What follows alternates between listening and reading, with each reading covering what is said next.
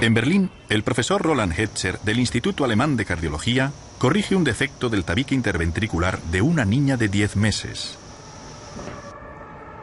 En Jena, el profesor Johannes Schelle de la clínica universitaria Friedrich Schiller realiza una resección hepática. En Londres, Peter Earnshaw, miembro del Real Colegio y cirujano de los hospitales Guy's y St. Thomas, practica un reemplazo total de rodilla. Intervenciones difíciles de por sí, que además tienen otro aspecto en común. En los tres casos, el equipo se había comprometido a operar sin transfundir sangre halogénica. Hoy día, en 150 países, más de 100.000 médicos se han comprometido también a practicar la medicina y la cirugía sin sangre, porque tienen la firme convicción de que las estrategias alternativas a las transfusiones son sencillas, seguras y eficaces. Muchos opinan que todo empezó en la década de 1950, con la innovadora cirugía mayor cardiovascular sin sangre del Dr. Denton Cooley. Este atendió a pacientes testigos de Jehová, quienes, aunque desean tratamiento médico y quirúrgico de calidad, no aceptan transfusiones de sangre halogénica, pues obedecen el mandato bíblico: absténganse de sangre. En 1977, su equipo publicó un informe sobre sus 20 años de experiencia tras una serie consecutiva de 542 operaciones cardiovasculares sin sangre. En él se indicó un riesgo aceptablemente bajo. El profesor Richard Spence, pionero en estrategias alternativas a las transfusiones. Lo que aprendimos con los testigos de Jehová en las primeras etapas de la medicina y la cirugía sin sangre benefició sin lugar a dudas al resto de nuestros pacientes. Actualmente, el campo del ahorro de sangre supone el uso planificado de múltiples alternativas para evitar la necesidad de transfundir a un paciente sangre de otra persona. Hemos operado tanto a neonatos como a personas de más de 90 años y utilizamos los mismos enfoques y técnicas. El profesor Albert Hug habla de lo que se ha logrado en los pacientes en general. Durante los años en que los riesgos de las transfusiones de sangre no se percibían como hoy, el 15% de las pacientes de riesgo recibían sangre. En la actualidad, esta cifra está muy por debajo del 1%, y eso que nuestro centro se especializa en casos complicados.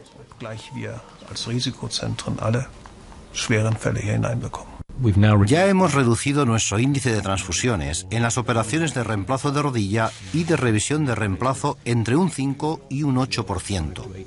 Lo ideal sería reducirlo a 0. El profesor Hetzer destaca una de las razones de tal objetivo. Hoy día, por lo menos el 80% de los pacientes preferiría en lo posible que no se le administrara sangre.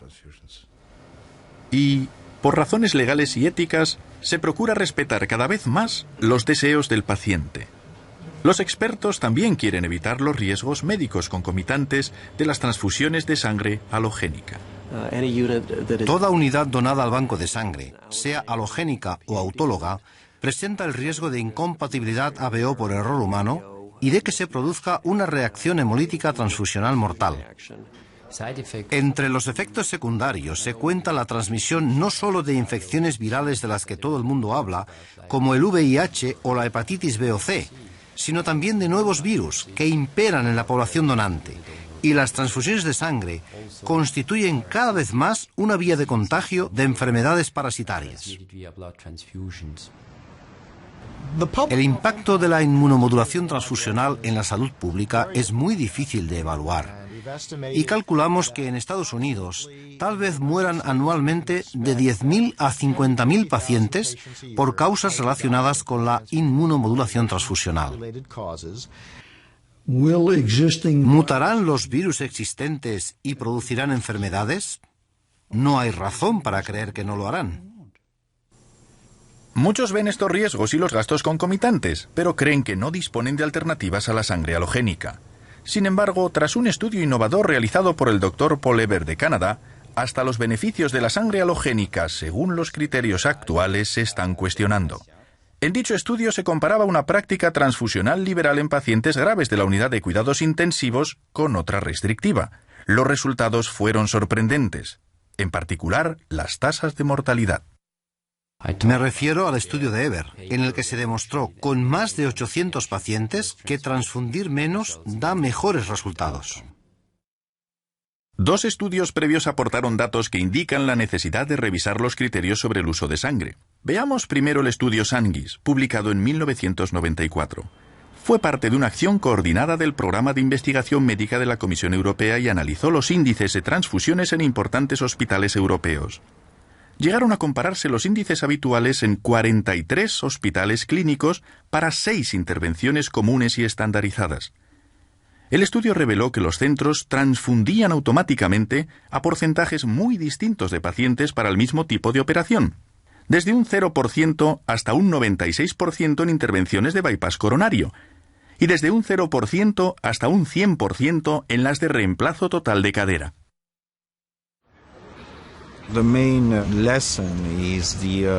Lo que se destaca es la variabilidad de la práctica transfusional entre un centro y otro para la misma operación. En 1998 se publicó un estudio complementario en Bélgica. El estudio Biomed sobre transfusiones en el campo quirúrgico abarcó todo tipo de hospitales y encontramos exactamente la misma escala de variabilidad. Así que llegamos a la conclusión de que la variabilidad implica que muchos de los componentes sanguíneos que se transfunden se están administrando innecesariamente. Hay que destacar un aspecto positivo con relación a dos de los hospitales belgas que participaron en ambos estudios. Tras el estudio Sanguis, cambiaron su criterio transfusional. Habían logrado de algún modo reducir a una quinta parte, por lo menos, el uso de sangre en operaciones de cirugía mayor, como la de colectomía por cáncer. La estancia hospitalaria era más corta y no se produjo aumento alguno, ni en la morbilidad ni en la mortalidad. El profesor Philip van der Linden resume la conclusión a la que han llegado muchos especialistas a la luz de lo que se ha aprendido en los últimos años. En vista de que permite mejorar la atención al paciente y reducir el costo de la asistencia médica, el ahorro de sangre no es opcional, es imprescindible. Ahora bien, ¿en qué radica la eficacia de un programa de alternativas a las transfusiones? En que exista una labor de equipo, dicen los expertos. Francamente, tiene que haber colaboración. Ha de ser una labor de equipo y debe adaptarse al estado del paciente, así como al tipo de operación. Algunas técnicas son adecuadas para ciertos procedimientos y ciertos cirujanos, y no para otros. Las diversas técnicas alternativas a las transfusiones podrían dividirse en 3 principios básicos, 3 pilares. La planificación preoperatoria supone reconocer que el paciente no tiene suficientes eritrocitos endógenos para la operación planeada.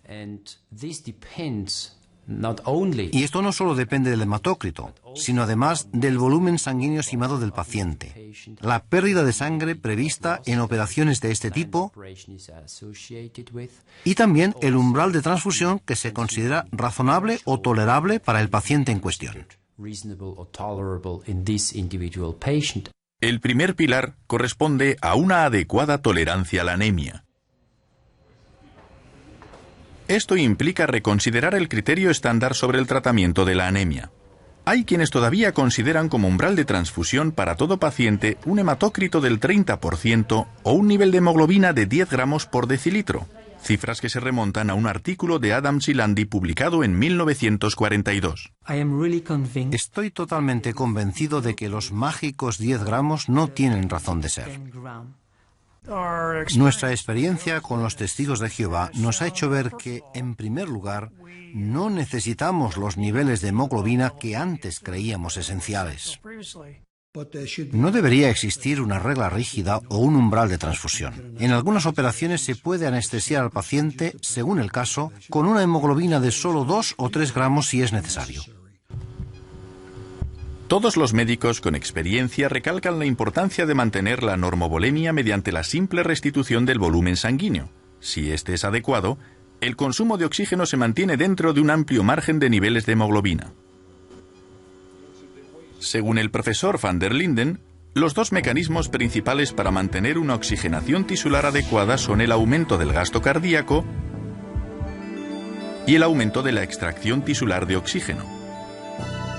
Entre los hematócritos aquí indicados, la cantidad de oxígeno extraída de los hematíes de una persona no anémica es prácticamente igual a la extraída de un número menor de hematíes en un caso de anemia normovolémica aguda.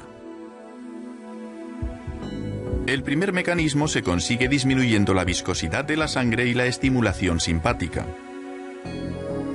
El segundo, redistribuyendo el flujo sanguíneo a zonas de gran demanda metabólica y mejorando la microcirculación.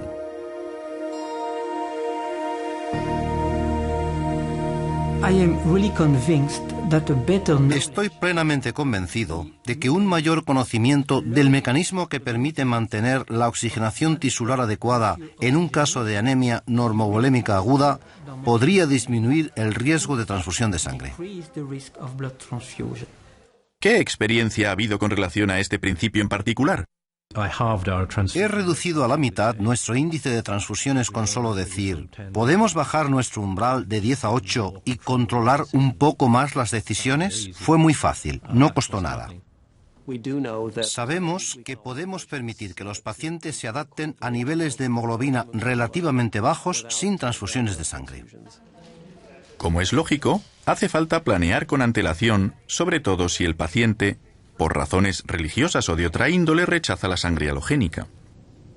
La planificación preoperatoria requiere una cuidadosa evaluación clínica de los riesgos de hemorragia y minuciosos análisis de laboratorio, incluidos los parámetros hematológicos estándar. Según el estado del paciente, podrían necesitarse también pruebas de coagulación y de afecciones que contribuyen a la anemia. Luego hay que calcular el margen de seguridad, es decir, la pérdida de eritrocitos tolerable para un paciente concreto durante todo el proceso perioperatorio. El profesor Earnshaw, basándose en las operaciones de reemplazo de articulaciones, explica su forma de abordar la situación. Con tan solo la altura y el peso, el sexo y la hemoglobina y el hematócrito iniciales se puede calcular el volumen sanguíneo.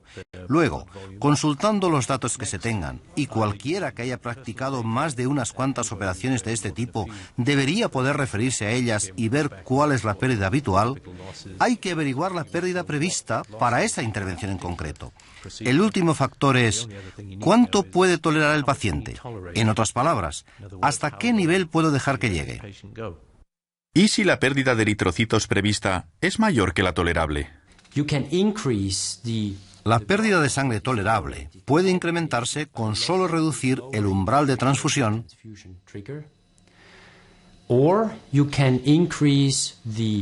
o bien aumentando el hematócrito inicial del paciente, de modo que su masa eritrocitaria al comienzo de la operación sea más elevada.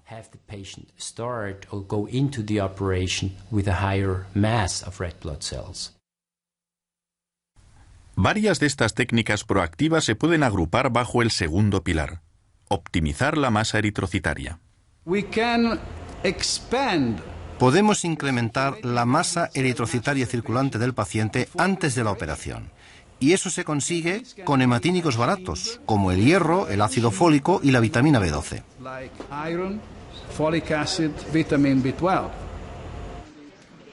En ciertos casos puede utilizarse eritropoyetina recombinante, EPO, junto con hierro, para tratar la anemia o elevar el hematócrito preoperatorio hasta un nivel de entre 45 y 50%. La EPO suele empezar a administrarse de 10 a 21 días antes de la operación.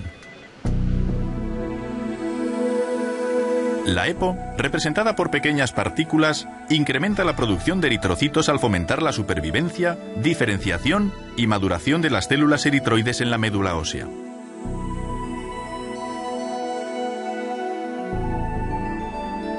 En la última etapa eritroblástica, los núcleos son eliminados. Finalmente, los eritrocitos son liberados en el torrente sanguíneo. Obsérvese cómo acelera la EPO la producción de eritrocitos. Con la eritropoyetina, además de incrementarse la masa eritrocitaria, suele ganarse una semana. Véase cómo el hematócrito sube relativamente más con la eritropoyetina, según cierto estudio. Y con la eritropoyetina podemos hacer que la hemoglobina circulante aumente 1 gramo por decilitro cada semana del tratamiento. El tratamiento con eritropoyetina humana recombinante también ha resultado eficaz como estrategia de ahorro de sangre, especialmente en intervenciones ortopédicas practicadas a pacientes anémicos. Y con ello me refiero a aquellos cuya hemoglobina inicial es inferior a 13 o cuyo hematócrito es inferior al 39%. Ahora utilizamos eritropoyetina en casos muy específicos, como por ejemplo, con los hijos de testigos de Jehová, a quienes empezamos a administrársela de 4 a 6 semanas antes de la operación. Se la damos 2 veces a la semana, a una dosis de 400 unidades por kilogramo. Si se combinan los dos principios, es decir, se aumenta el hematócrito preoperatorio y se disminuye el umbral de transfusión de sangre halogénica, es posible permitir que se produzca una pérdida de sangre aún mayor sin la necesidad de transfundir sangre halogénica. Y esta pérdida de sangre admisible puede reducirse aún más con algunas técnicas quirúrgicas y anestesiológicas. De modo que hasta procedimientos complejos como la cirugía espinal y las reintervenciones a corazón abierto se practican habitualmente con un margen de seguridad aún más amplio, ofrecido por el tercer pilar de un protocolo alternativo a las transfusiones, que supone minimizar la hemorragia o recuperar la sangre perdida. Veamos algunas técnicas intraoperatorias eficaces. El posicionamiento del paciente es una técnica sencilla y eficaz para reducir la hemorragia. La presión venosa local cambia según la posición del campo operatorio con relación al corazón, y existe una correlación directa entre la reducción de presión y el ahorro de sangre. El posicionamiento adecuado del paciente es muy importante en la cirugía ortopédica y particularmente en la cirugía espinal.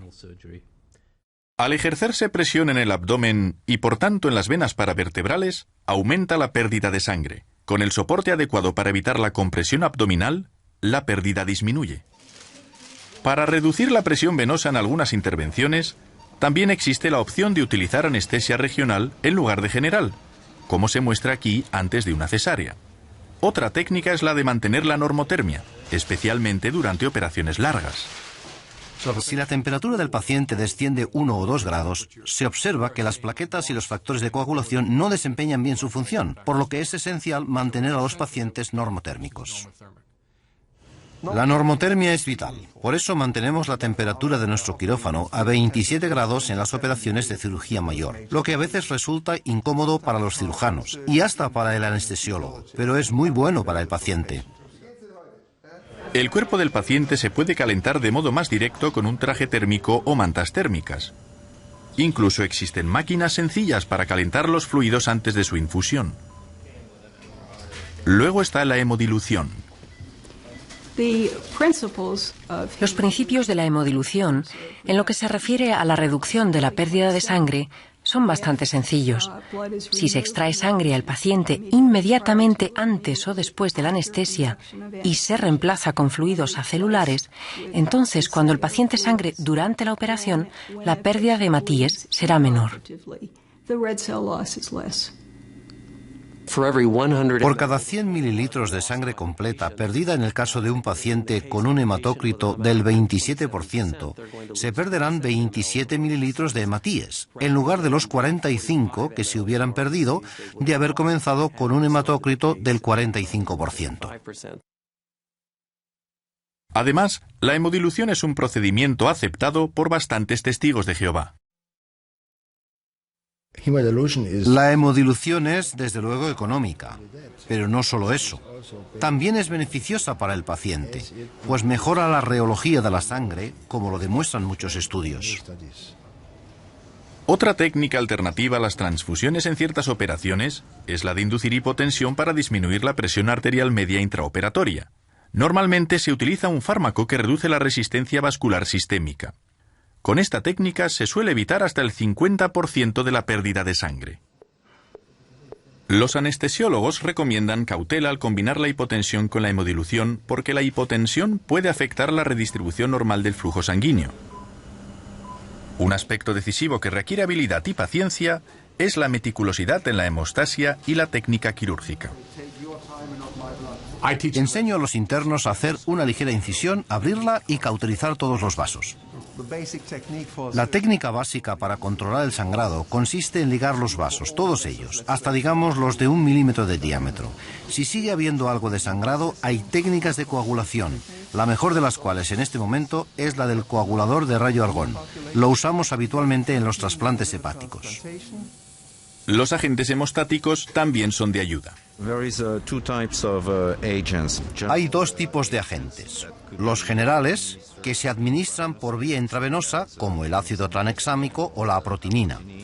Y los cirujanos también tienen la posibilidad de utilizar colas tópicas para controlar mejor el sangrado en el campo operatorio.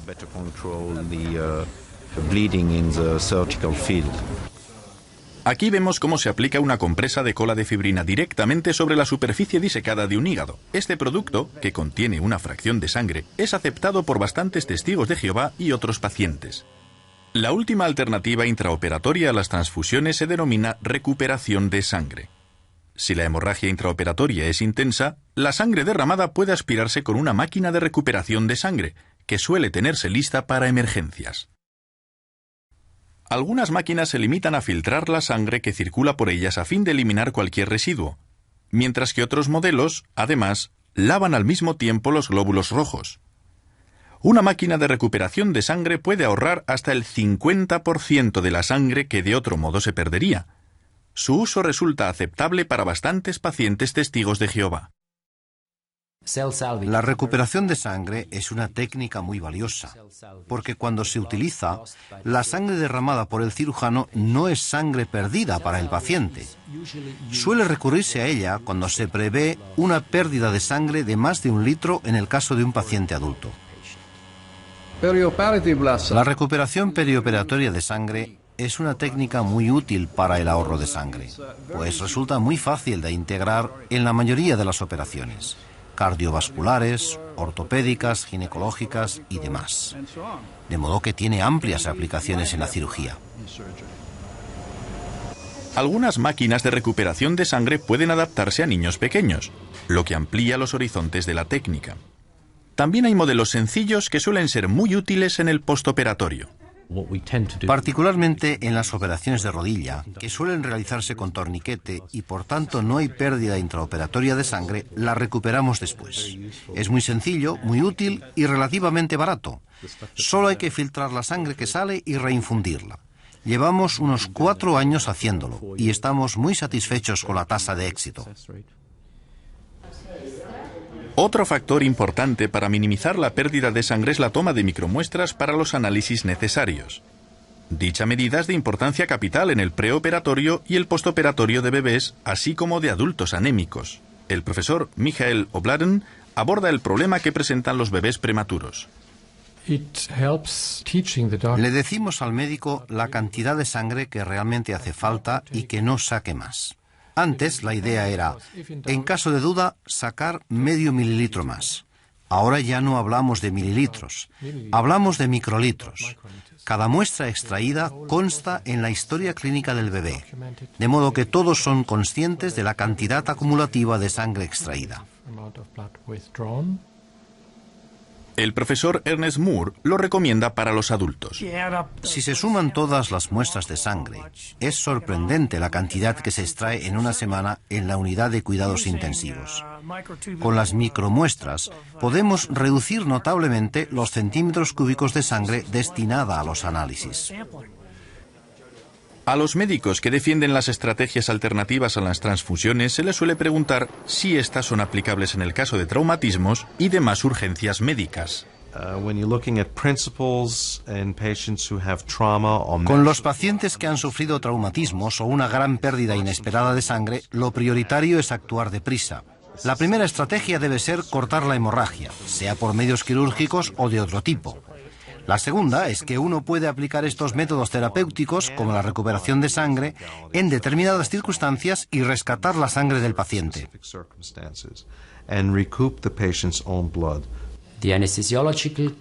El concepto anestesiológico es el de tolerar cierto grado de presión sanguínea relativamente baja y ser un poco restrictivos en transfundir enormes cantidades de volumen. sobre todo antes de haber controlado la fuente quirúrgica de sangrado, o sea, antes de haber localizado y detenido las hemorragias quirúrgicas.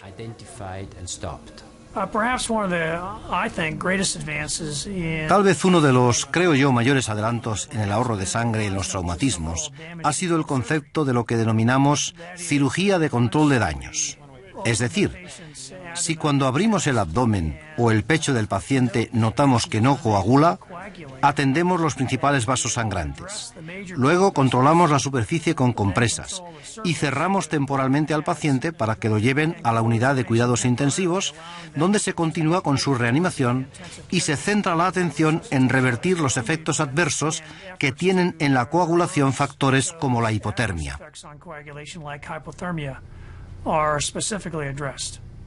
En los traumatismos, el recalentamiento es muy importante, porque la hipotermia prolongada obstaculiza la coagulación y, por tanto, la pérdida de sangre es mayor. El profesor Moore resume otras medidas eficaces. Al pasar a la unidad de cuidados intensivos, donde los problemas son más complejos, opino que el uso de la eritropoyetina se hace aún más imperioso en los casos de traumatismo. A los pacientes testigos de Jehová les administramos sin demora eritropoyetina y hierro tan pronto como llegan al hospital.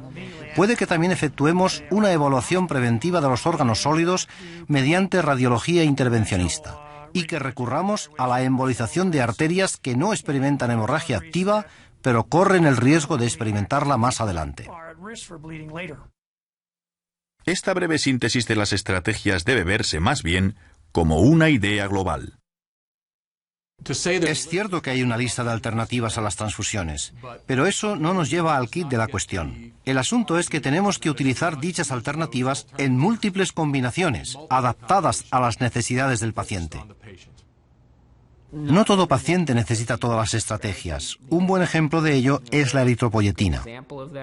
El Dr. Todd Rosengart ha publicado 2 importantes estudios sobre múltiples métodos de ahorro de sangre en operaciones de bypass coronario realizadas sin transfusiones de sangre halogénica. En un estudio con 50 pacientes testigos de Jehová y 100 de la población general, vimos que con nuestra estrategia de ahorro de sangre, la estancia hospitalaria era más corta y el costo inferior.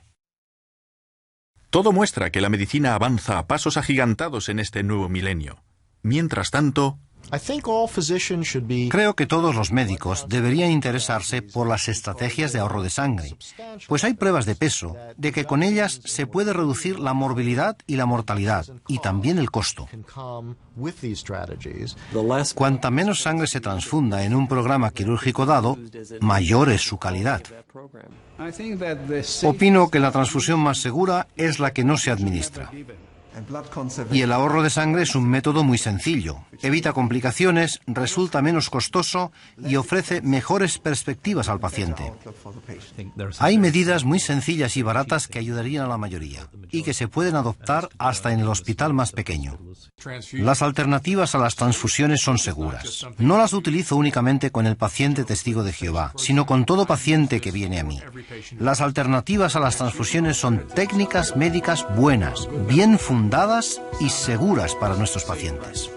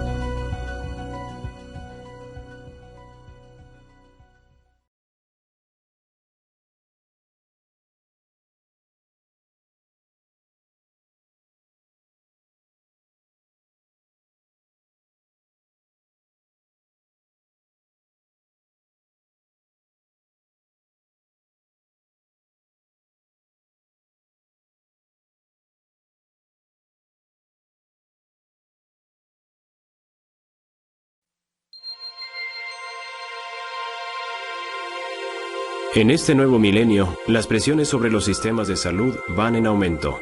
El creciente número de enfermos, en particular ancianos, pone a prueba la capacidad de los profesionales de la salud para satisfacer las necesidades de los pacientes con los recursos disponibles. Y cada vez se oyen más argumentos jurídicos y éticos en favor de que los pacientes tengan mayor participación al elegir su tratamiento. Esta situación afecta en particular a un sector importante de la asistencia médica. Los médicos estamos cada vez más convencidos de que nuestro criterio sobre las transfusiones de sangre debe reconsiderarse. Hoy día, por lo menos el 80% de los pacientes preferiría que no se le administrara sangre. Los titulares de prensa así lo indican.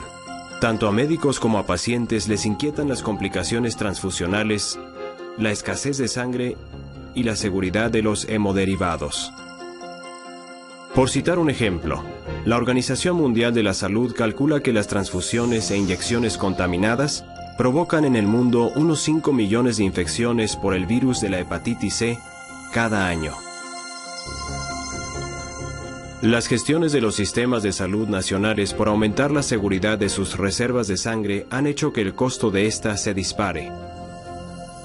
Hace 2 años nos costaba unos 63 euros la unidad de sangre transfundida. Ahora nos cuesta 142.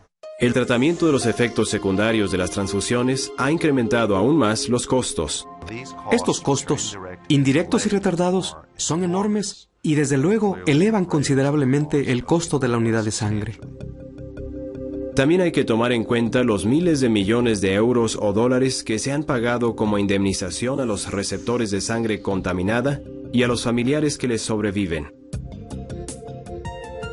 En vista de los riesgos y los costos de las transfusiones a los que la sociedad se enfrenta, ¿existe un método mejor? ¿Pudiera la asistencia médica sin transfusiones satisfacer las necesidades y los derechos del paciente? Los profesores Earnshaw y Hetzer, así como otros muchos clínicos, han atendido a las peticiones de pacientes y de padres de menores. Veamos 3 ejemplos de operaciones complejas realizadas sin transfusiones. La cirugía a corazón abierto suele representar un gran reto. En Berlín, el profesor Ronald Hetzer explica por qué tuvo que operar el pequeño corazón de una niña de 10 meses. Esta niña tiene un defecto cardíaco congénito relativamente poco común. Existe una comunicación directa entre el ventrículo izquierdo y la aurícula derecha, lo cual crea un flujo anormal continuo entre el corazón izquierdo y el derecho.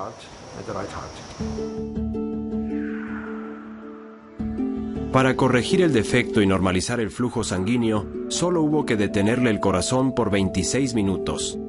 No se administraron transfusiones. De hecho, casi no hubo pérdida de sangre. Otro ejemplo. La cirugía hepática suele implicar la transfusión de una cantidad considerable de sangre donada. En la clínica universitaria de Jena, Alemania, el profesor Johannes Scheele extirpa la parte cancerosa del hígado de un anciano. ¿Cuánta sangre se ha perdido? 250 centímetros cúbicos. No se transfundió sangre donada y 18 horas después, el paciente conversaba con el doctor en la unidad de cuidados intensivos. Y un ejemplo de cirugía ortopédica. En Londres, Peter Earnshaw, miembro del Real Colegio, practica con éxito un reemplazo total de rodilla a una anciana, operación en la que normalmente se pierde mucha sangre. Las 3 intervenciones las realizaron equipos quirúrgicos que se habían comprometido a respetar la decisión, ya sea del paciente o de los padres, de que no se utilizara sangre donada. ¿Se trataba de operaciones experimentales practicadas por 3 cirujanos innovadores? Hay más de 100.000 médicos y cirujanos en 150 países que tratan habitualmente a sus pacientes sin transfusión de sangre donada. Algunos especialistas opinan que todo anestesiólogo y cirujano debería interesarse por las estrategias de ahorro de sangre porque dan buen resultado. Cuando a los facultativos que recurren a la asistencia médica sin transfusiones se les pregunta por qué lo hacen, una de las principales razones que dan es el respeto por la decisión del paciente. El profesor Bloomberg, director de una unidad de medicina transfusional y de un banco de sangre, dice: Creo que hay cada vez más pacientes que desean que se les atienda sin transfusiones o con las mínimas posibles, y hay algunos que no admiten que se les administre sangre bajo ningún concepto. Otra razón por la que médicos y cirujanos cambian sus métodos obedece a las crecientes pruebas de que la inconsecuencia terapéutica ha conducido a transfusiones innecesarias. Todos los que se interesan por mejorar la asistencia médica o proteger al paciente deberían tener presentes ciertos estudios reveladores sobre el empleo de la sangre. Primero, el estudio Sanguis.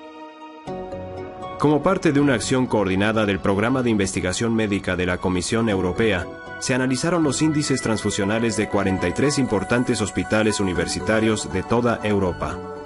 Las ramificaciones del estudio Sanguis son asombrosas.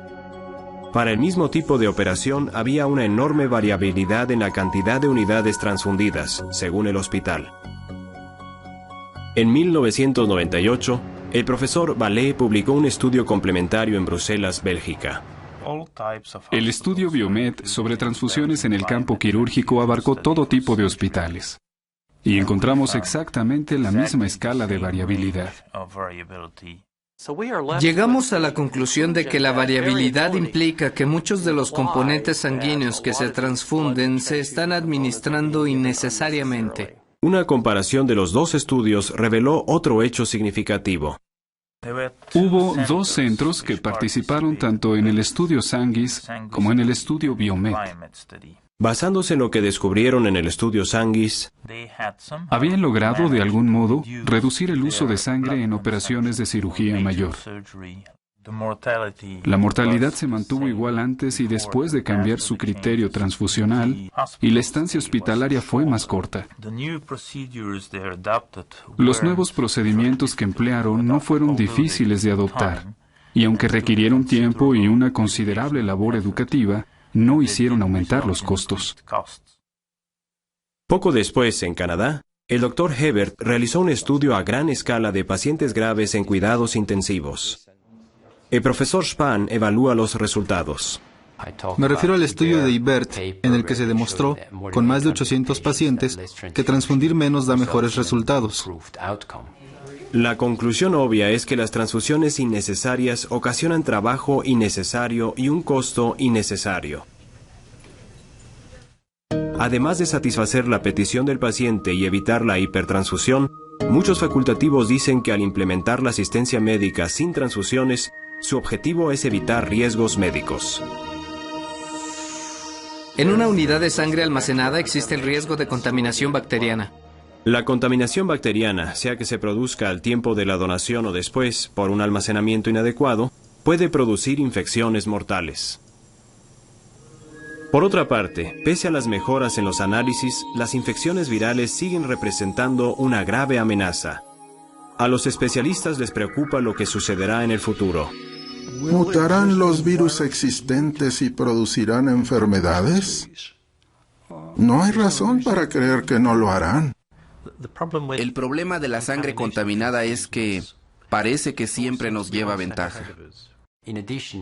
Además, las transfusiones de sangre provocan en el receptor un estado de inmunosupresión que ocasiona más infecciones postoperatorias, así como una recidiva tumoral más pronta y frecuente. Calculamos que en Estados Unidos tal vez mueran anualmente de 10.000 a 50.000 pacientes por causas relacionadas con la inmunomodulación transfusional.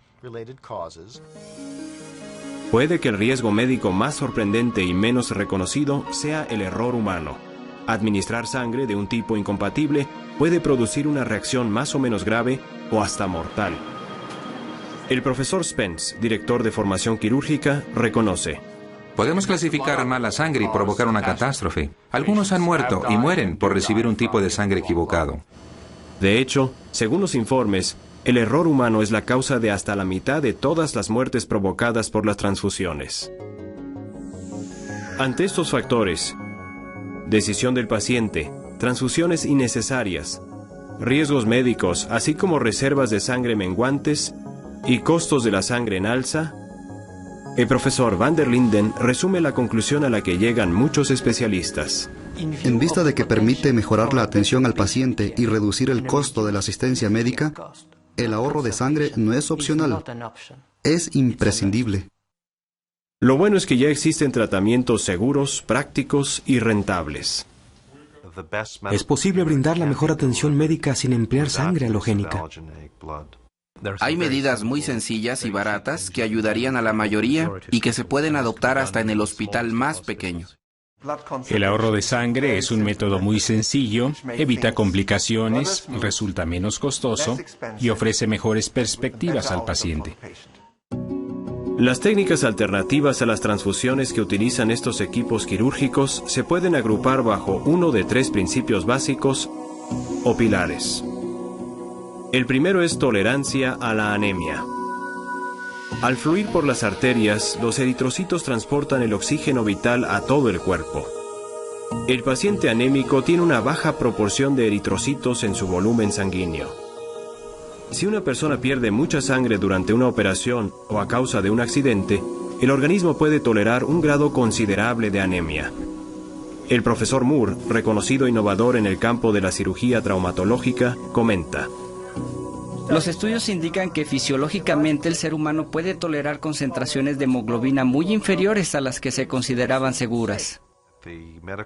Los médicos empiezan a darse cuenta de que es posible tolerar un grado significativo de anemia en los pacientes.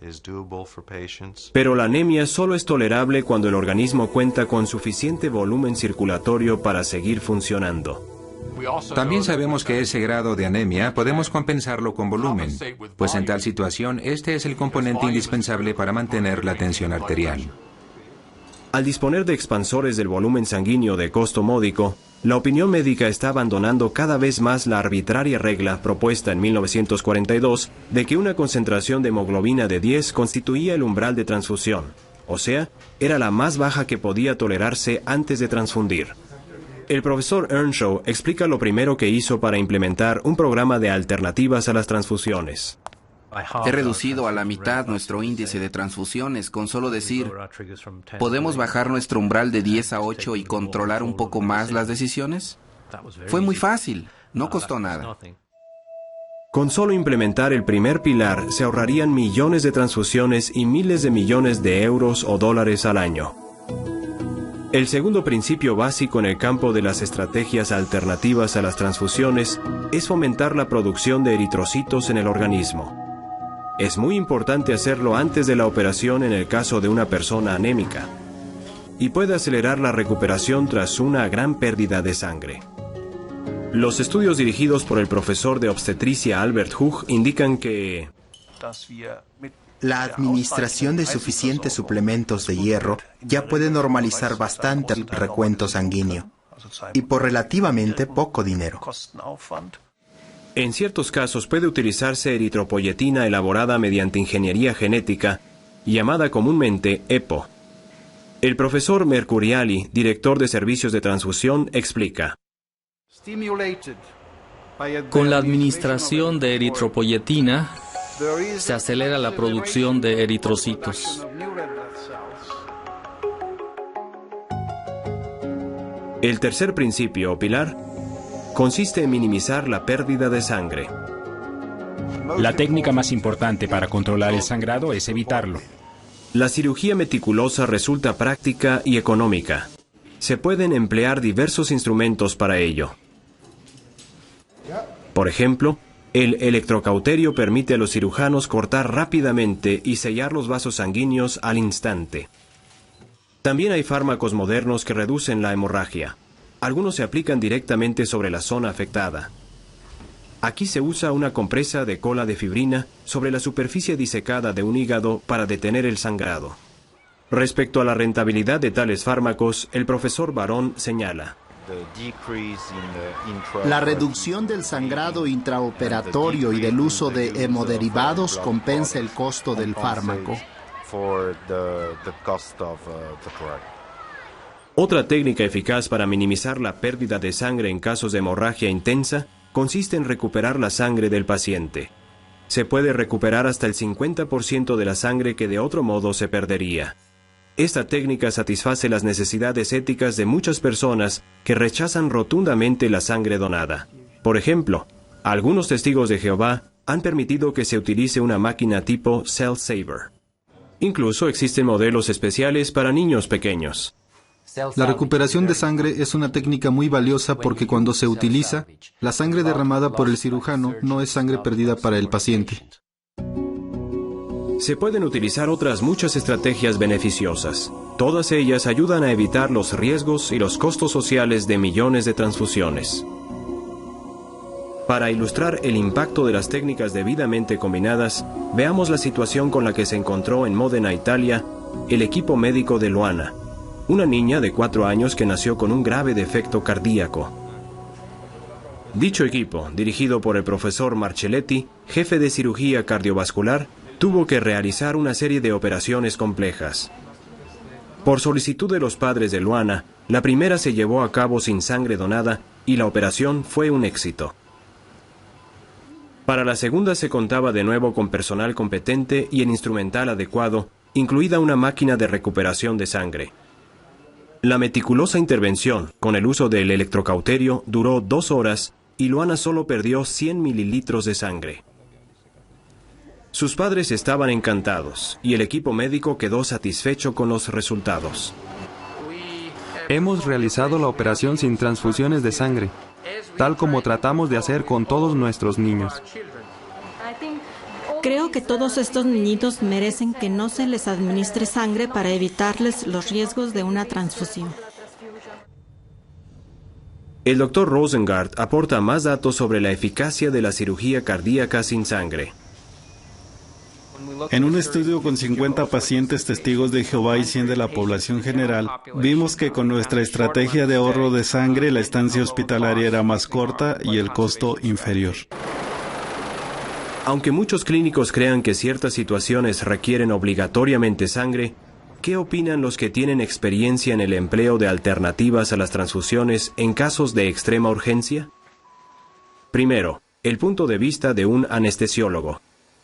Lo primero que debe hacerse es detener la hemorragia, sea quirúrgicamente o por otros medios. Es importante actuar con rapidez y tener presente que los tratamientos pueden utilizarse incluso en casos de traumatismo. Ahora, el punto de vista de un cirujano. En todo caso de traumatismo con una pérdida significativa de sangre, siempre preparo el equipo de recuperación. En uno de los centros traumatológicos más concurridos de Estados Unidos, el profesor Cohn, jefe de traumatología y cuidados intensivos quirúrgicos, dice sobre los pacientes que rechazan sangre donada.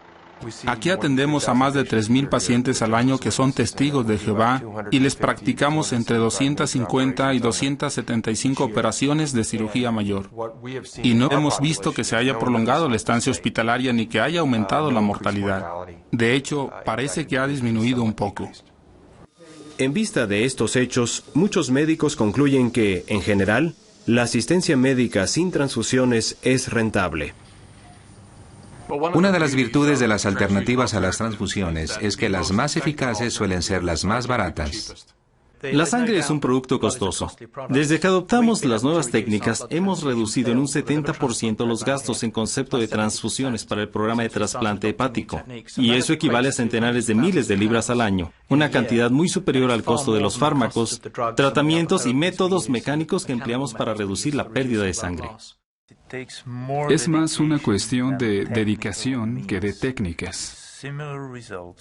Se han obtenido resultados similares sin recurrir a maquinaria costosa. Además de ahorrar dinero y satisfacer las necesidades físicas de los pacientes, la asistencia médica sin transfusiones aporta otro beneficio. Es un beneficio ético, pues respeta la libertad que tiene la persona de aceptar o rechazar un tratamiento en particular.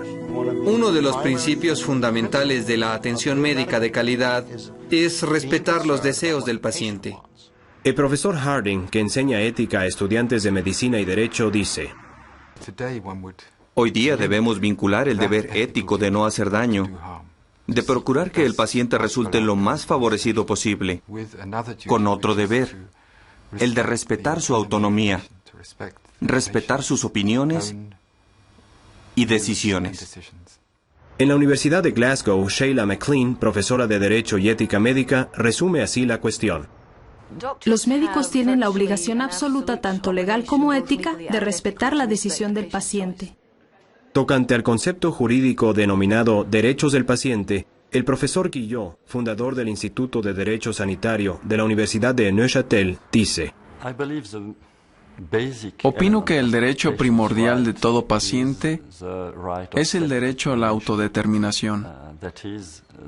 Esto es, el de decidir lo que se hará con su cuerpo.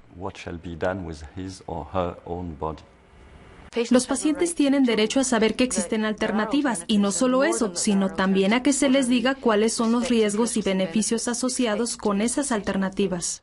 Tocante a la evolución de los derechos del paciente, el profesor Weisz-Sauer explica: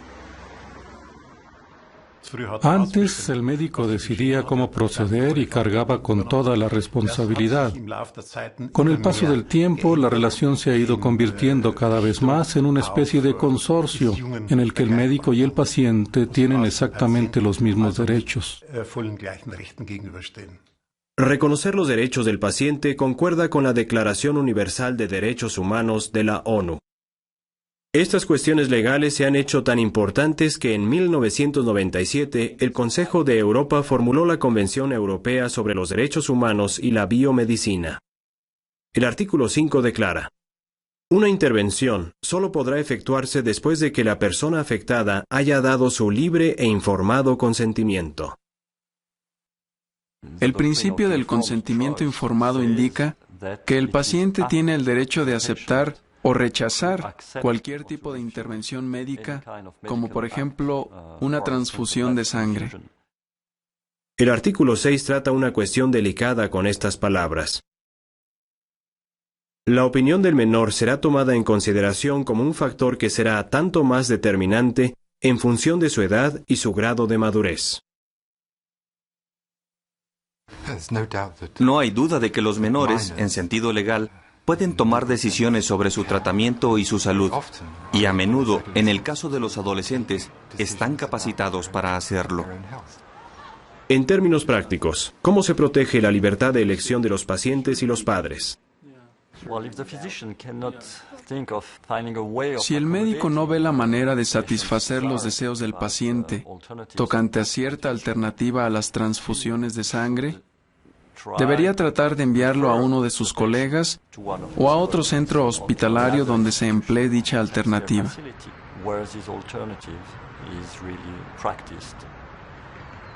¿Y qué se hace en los casos de urgencia en los que la víctima no puede hablar y expresar sus propias convicciones? Hoy día se reconoce que el paciente tiene el derecho de indicar por anticipado sus opciones en cuanto a tratamiento.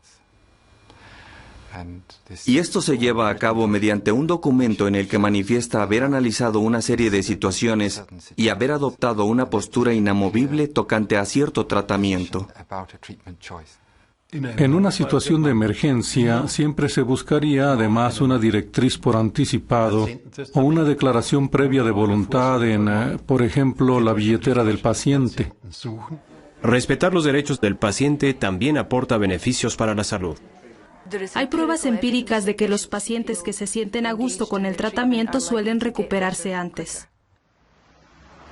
Veamos, por ejemplo, un caso del Hospital St. Richard de Chichester, en el sur de Inglaterra. La señora Whittington tenía artrosis de cadera en una fase tan avanzada que necesitaba un reemplazo total de cadera. Como es testigo de Jehová, se negó a aceptar transfusiones. Creo firmemente que la palabra de Dios está en contra de que aceptemos sangre, y la palabra de Dios es la verdad. El señor Patel estuvo muy dispuesto a operarme sin sangre. El médico tiene el deber de escuchar las peticiones de los pacientes, de escuchar lo que tengan que decir e informarles sobre las alternativas para que ellos escojan.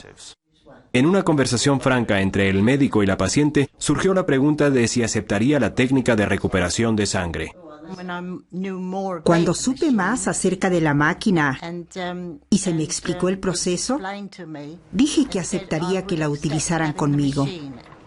En este centro hay muy buena relación entre los pacientes y el personal médico. Tenemos una mentalidad muy abierta y un ambiente que favorece el aprendizaje. ¿A qué condujo esta actitud de colaboración?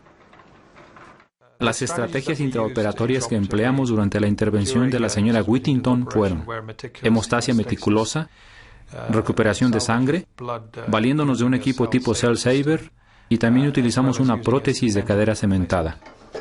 Ella me dice que está encantada con la operación porque se le ha aliviado el dolor. Conforme vaya aumentando la edad de la población mundial, sus necesidades médicas constituirán un reto cada vez mayor para los sistemas de salud, muchos de los cuales ya atraviesan dificultades. En este campo, la asistencia médica sin transfusiones es una tendencia prometedora. La adopción de un programa de ahorro de sangre no solo supone una reducción en el costo total del tratamiento para el paciente, sino también menos gastos para la sociedad. Aunque todas las intervenciones médicas conllevan riesgos, la asistencia médica sin transfusiones satisface de manera singular tanto las necesidades como los derechos del paciente. Preveo que, en el futuro, los pacientes prácticamente esperarán que toda operación quirúrgica necesaria se realice sin transfusiones de sangre. Es importante otorgar al paciente poder de decisión, no solo para respetar mejor su autonomía, sino también para potenciar un buen tratamiento médico. En la actualidad, los diversos métodos para reducir la necesidad de transfundir sangre están muy bien establecidos, bien probados y son muy seguros. Se han generalizado, pueden practicarse en cualquier institución en cualquier parte del mundo. El ahorro de sangre es un campo de la medicina seguro, eficaz y progresivo. Esta es la mejor manera de tratar a los pacientes y obviamente debería ser la norma terapéutica.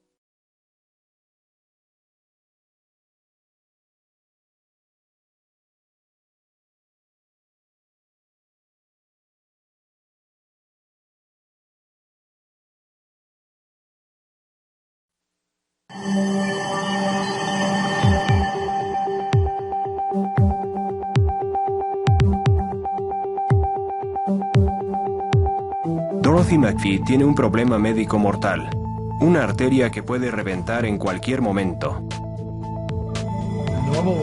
Para esta operación suele practicarse una larga incisión en el abdomen, de arriba a abajo.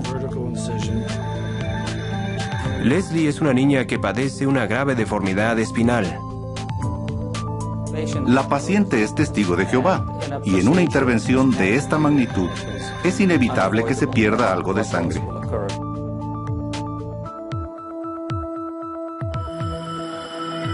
Las dos pacientes necesitan una operación, pero en ambos casos sus creencias religiosas les impiden aceptar sangre.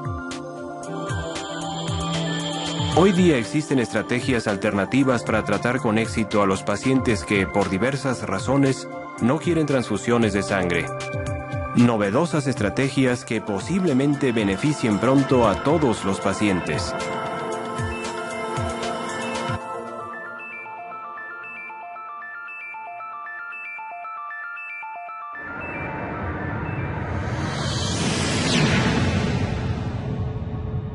En los albores del siglo XXI, la sociedad se está diversificando cada vez más. En todo el mundo, la gente está en contacto con diversas lenguas, costumbres, culturas y creencias religiosas.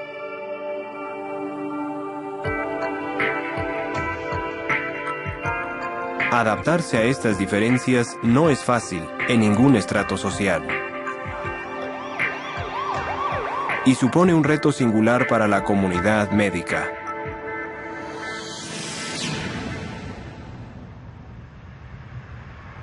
Dado que vivimos en una sociedad pluralista, el médico tiene su escala de valores, pero habrá pacientes que tengan otra y que adopten una postura distinta con relación a ciertas cuestiones. Hay muchas culturas en el mundo, cada una con sus propios conceptos que nosotros, como profesionales de la salud, debemos entender. No creo que el deber del médico se limite a proteger la vida. Su deber, ante todo, es respetar al paciente. En el pasado, a los médicos a veces les resultaba difícil respetar los deseos en materia de salud de una confesión religiosa en particular, los Testigos de Jehová. La razón obedecía a su negativa a las transfusiones de sangre. Fue la decisión más fácil, pues no iba a aceptar sangre bajo ninguna circunstancia. Oí transfusión de sangre y enseguida dije, no. Si hubiera dado la espalda a mis creencias y a mi Dios, no me lo habría perdonado jamás. No iba a dejar que me transfundieran sangre. Su decisión de abstenerse de sangre solía malentenderse. Hubo un tiempo, años atrás, cuando los médicos, especialmente los cirujanos, miraban a los testigos de Jehová con malos ojos. Antes de siquiera conocerlos, yo tenía la idea preconcebida de que los testigos debían de ser unos fanáticos religiosos. Estoy convencido de que, en parte, son prejuicios contra un grupo religioso que el médico o el juez o el abogado apenas conocen. Hoy día, muchas personas han oído de las enfermedades que pueden contraerse por medio de la sangre y de las transfusiones de sangre. Pero, francamente, la razón principal por la que los testigos de Jehová rechazan las transfusiones es que la Biblia pone de relieve lo preciosa que es la sangre. Y lo hace de una manera muy clara. No se requieren muchos estudios teológicos para entenderlo. En las escrituras cristianas, la Biblia dice sin rodeos: absténganse de sangre.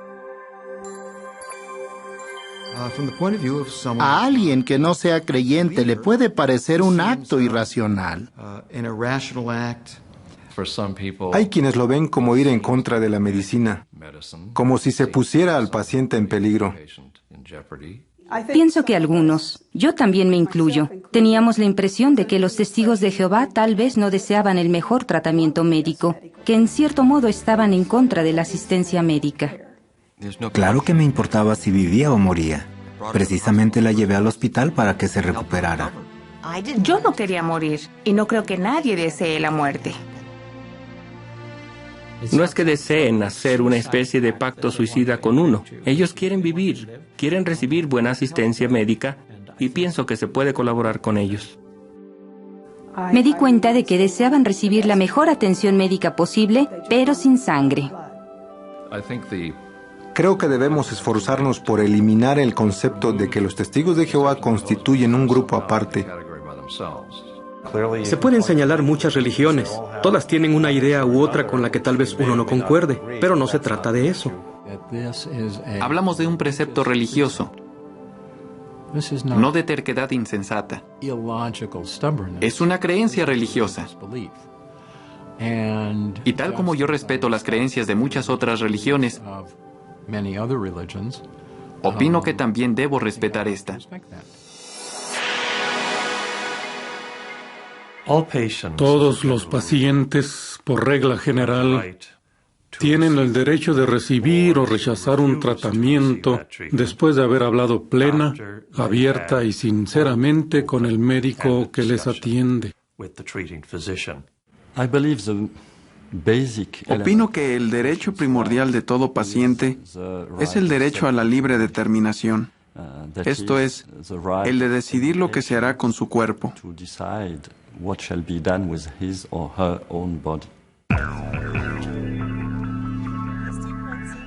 Pese a los derechos de los pacientes, hay quienes ven irracional que se rechace un tratamiento médico que, según ellos, salva vidas. Es un error equiparar la negativa a un tratamiento con un suicidio, es decir, con la acción de quitarse voluntariamente la vida.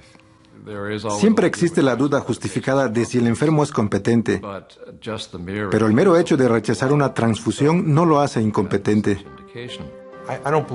No veo que rechazar un tratamiento sea irresponsable o irracional. Pienso que si una persona opta por no tomar cierta pastilla o porque no se le administre determinado fluido, está en su derecho. Tenemos pacientes que dicen que no quieren estar conectados a un respirador, que no quieren ser intubados. Es muy común que los enfermos de cáncer rechacen un tipo de tratamiento u otro. No quieren quimioterapia, no quieren cirugía radical. Así que estoy acostumbrado a que los pacientes rechacen ciertos tratamientos. No lo tomo como un insulto personal. Estos hechos quedan a menudo eclipsados por noticias que afirman que alguna persona falleció debido a no haber aceptado sangre. Decir que alguien ha muerto por rechazar sangre es una afirmación engañosa y muy imprecisa. Es simplificar demasiado la tragedia. Muy rara vez se da el caso de que un paciente rechace una transfusión de sangre y muera por ello. La gente muere a causa de una enfermedad, de un traumatismo o de complicaciones quirúrgicas. Puedo decir que he tratado a más de 200 testigos de Jehová y jamás he perdido a un paciente por no haberle podido administrar sangre. Entonces, ¿por qué sigue siendo la transfusión de sangre el tratamiento estándar para las hemorragias graves? Creo que a los médicos se les ha enseñado la idea de que la sangre es vida y de que es intrínsecamente buena para el paciente. La negativa a la sangre preocupa a muchos médicos porque temen que sin la transfusión el paciente corra peligro. Para comprender bien la razón por la que los médicos piensan así, debemos conocer un poco este fluido y saber por qué se administran transfusiones.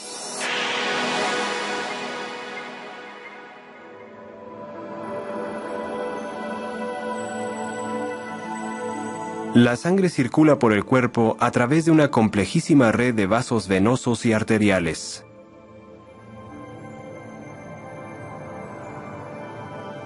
La sangre oxigenada que sale del corazón fluye por las arterias, las cuales van ramificándose hasta convertirse en diminutos capilares. Estos llevan los glóbulos rojos cargados de oxígeno a toda parte del cuerpo. A escala celular se realiza un intercambio de nutrientes y oxígeno por anhídrido carbónico y otros productos de desecho.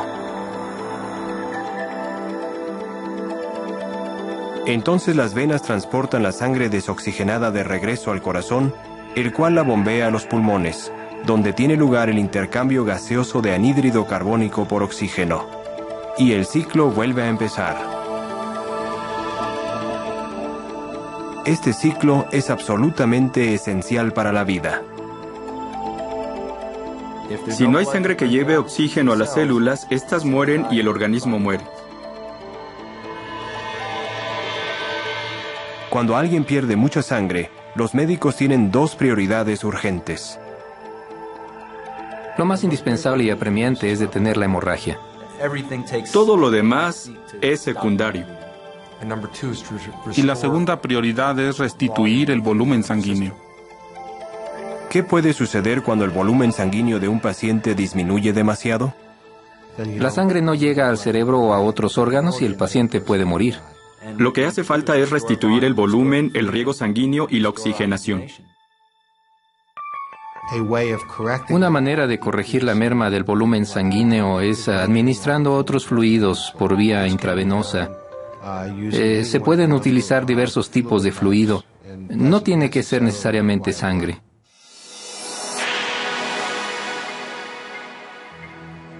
Cada vez son más los pacientes que deciden rechazar las transfusiones de sangre por razones personales. Cuando se le pregunta al paciente la noche antes de la operación si en caso de poder escoger optaría por evitar las transfusiones de sangre, la respuesta es siempre afirmativa. Yo diría que hoy día, por lo menos el 80% de los pacientes preferiría, en lo posible, que no se le administrara sangre. La transfusión de sangre, considerada tradicionalmente un complemento habitual de la cirugía, se ve hoy día como algo que debe evitarse.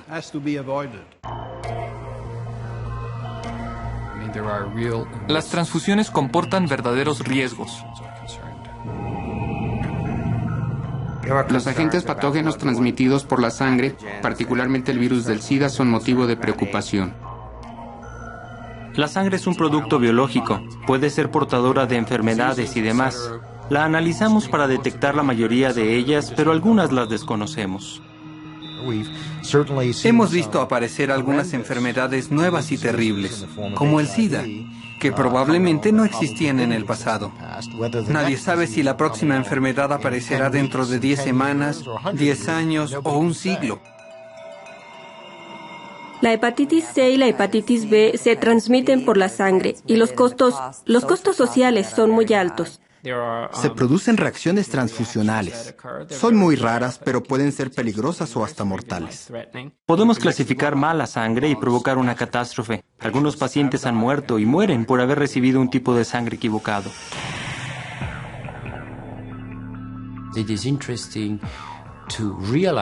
Es curioso que ahora, a principios del siglo XXI, nos demos cuenta de que las transfusiones de sangre, hasta cierto punto, no logran aquello para lo que siempre las empleamos. Con el paso de los años, nos hemos convencido de que muchas de las complicaciones que sufren los pacientes después de una operación no se deben a mala suerte o a falta de habilidad quirúrgica, sino que son consecuencia de las transfusiones. Estas causas de preocupación han fomentado el desarrollo de una amplia gama de estrategias alternativas, tratamientos aceptados por muchos testigos de Jehová y otros pacientes que también optan por evitar las transfusiones de sangre. Las estrategias alternativas se pueden agrupar en torno a 4 principios básicos. Envuelve anestésicos, el uso de ciertas sustancias y, desde luego, la técnica quirúrgica. La técnica más importante para controlar el sangrado es evitarlo. Cuanto menos sangre se pierda durante la operación, mejor será el resultado final y menor la probabilidad de que surjan complicaciones. La cirugía cuidadosa implica evitar la pérdida de sangre. La edad no influye. Hemos operado tanto a recién nacidos como a personas de más de 90 años.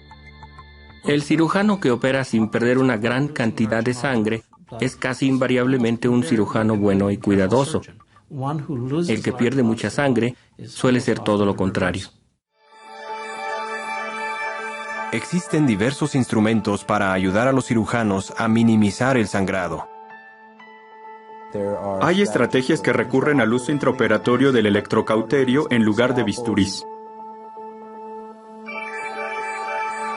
Si sigue habiendo algo de sangrado, hay técnicas de coagulación, la mejor de las cuales en este momento es la del coagulador de rayo argón.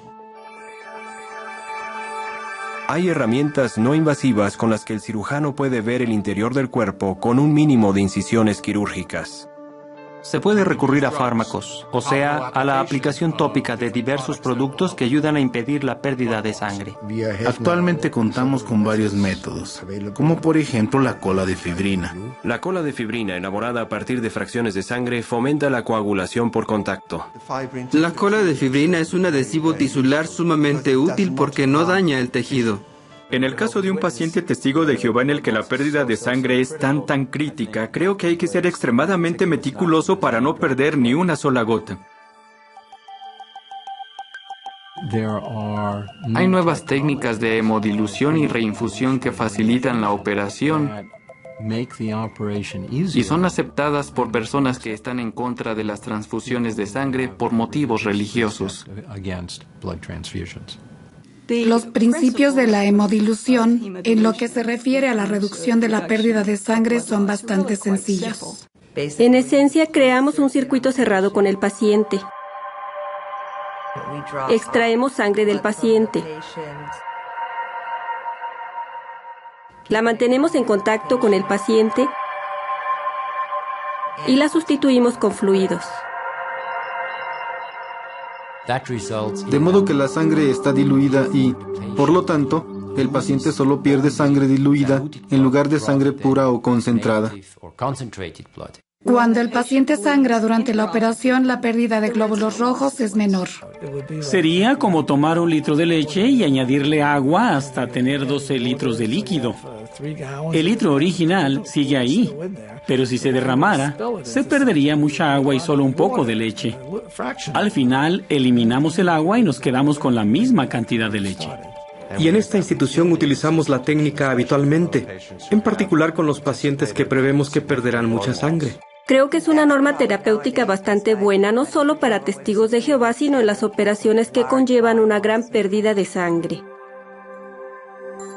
Si el paciente pierde sangre, utilizamos una máquina de recuperación de sangre tipo Cell Saver. Aspiramos la sangre derramada, la lavamos, la limpiamos, la procesamos, la filtramos y entonces se la reinfundimos. La recuperación de sangre es una técnica muy valiosa, porque cuando se utiliza, la sangre derramada por el cirujano no es sangre perdida para el paciente. En todo caso de traumatismo con una pérdida significativa de sangre, siempre preparo el equipo de recuperación. Un elemento clave para estimular la capacidad orgánica de reponer la propia sangre es una hormona llamada eritropoyetina. La eritropoyetina es una sustancia natural.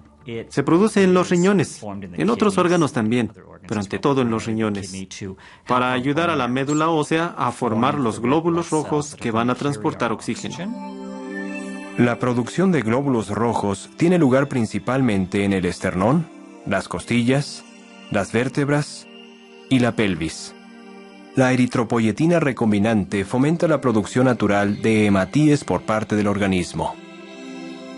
Si sé que el paciente va a permanecer mucho tiempo en el hospital, tal vez lo someto a un tratamiento de eritropoyetina recombinante para que comience a aumentar sus reservas de sangre.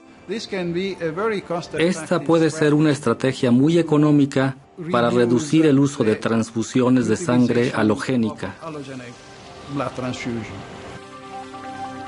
Uno de los aspectos más emocionantes de todo este campo de las alternativas a las transfusiones es que la mayoría de las estrategias de las que hablamos están al alcance de médicos y hospitales de todo el mundo. Casi toda subespecialidad quirúrgica y médica cuenta ya con técnicas que permiten el tratamiento sin sangre. Las alternativas, como cualquier otro tratamiento, no están necesariamente exentas de riesgos. Por ello, el paciente, en particular el que es testigo, debería informarse de los beneficios y los riesgos relacionados con el tratamiento en cuestión. Hay que estar bien informados. ¿Hasta qué punto son eficaces estas estrategias alternativas para ayudar a los médicos a tratar a pacientes que rechazan las transfusiones de sangre?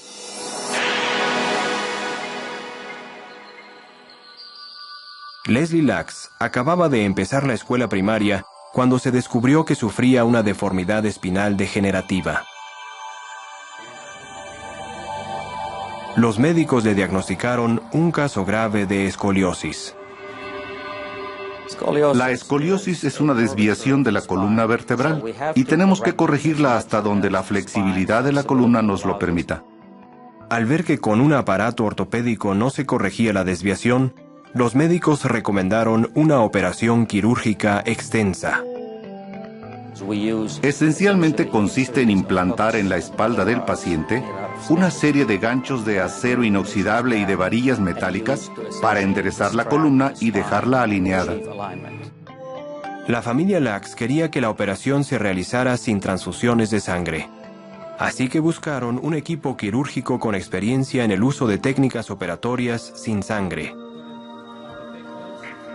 Antes de la intervención, los médicos fortalecieron la sangre de Leslie administrándole hierro y eritropoyetina recombinante.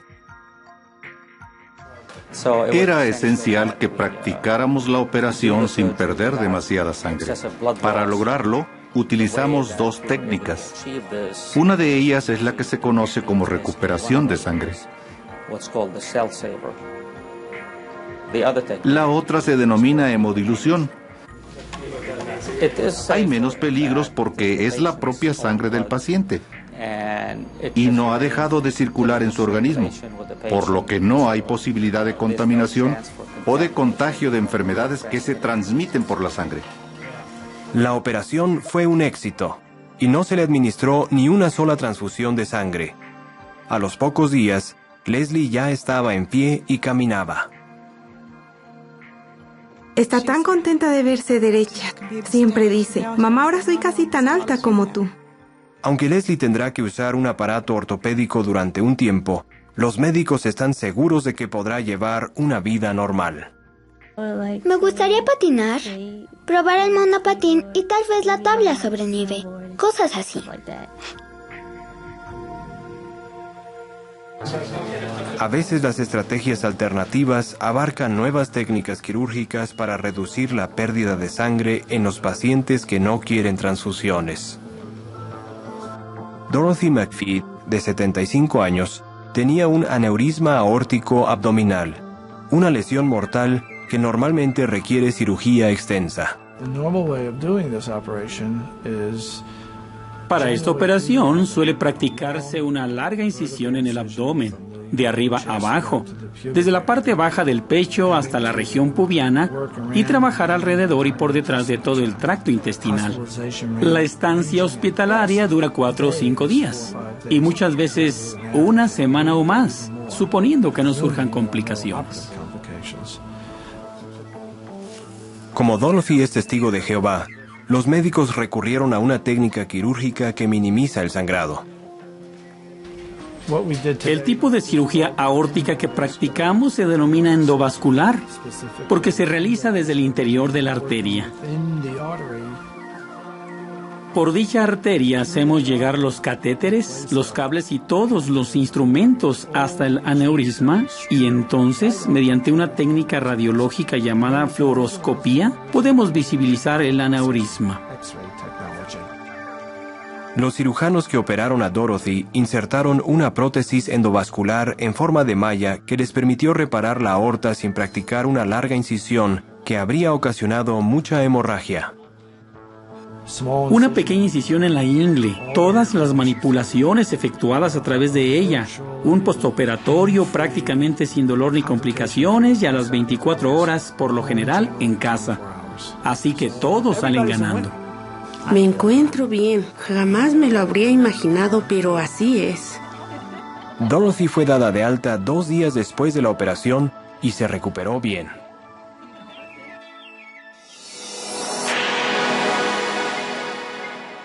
Un número cada vez mayor de profesionales de la salud están dispuestos a aceptar el reto de tratar a pacientes que rechazan las transfusiones de sangre. Con el desarrollo de todas esas técnicas, ya no hay nada realmente específico de los testigos de Jehová. Sabemos que no quieren transfusiones de sangre y disponemos de las técnicas para respetar sus deseos. El hecho de que alguien no quiera transfusiones debería verse únicamente como una minúscula parte de toda la asistencia médica. Debe reconocerse y aceptarse. Ahora hay que prestarle el 99% restante de los cuidados.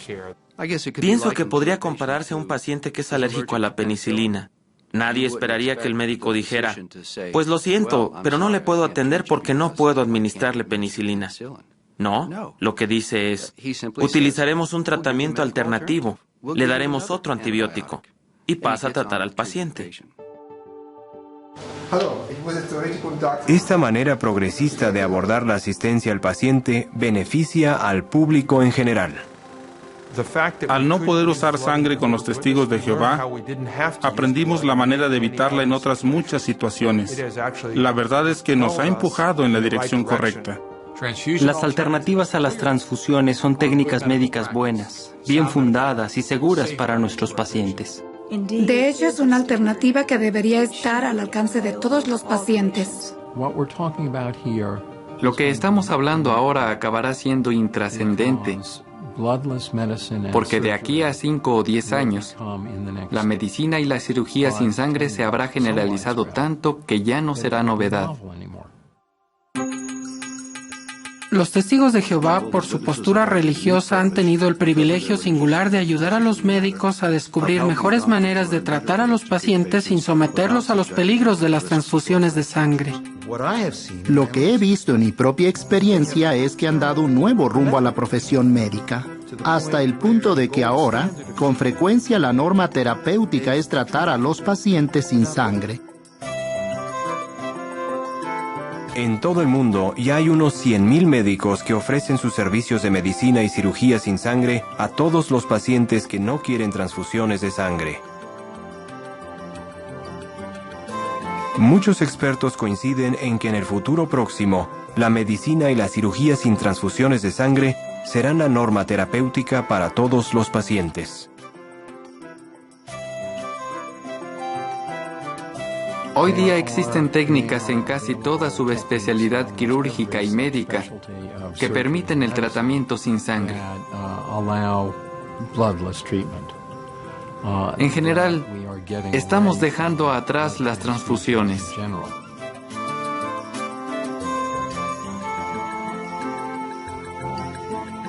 Como cardiocirujano, reconozco que es raro que el cirujano no quiera sangre. Normalmente prefiere usarla, pero yo no. Yo me siento muy orgulloso cuando el paciente sale del quirófano y no ha recibido ninguna transfusión.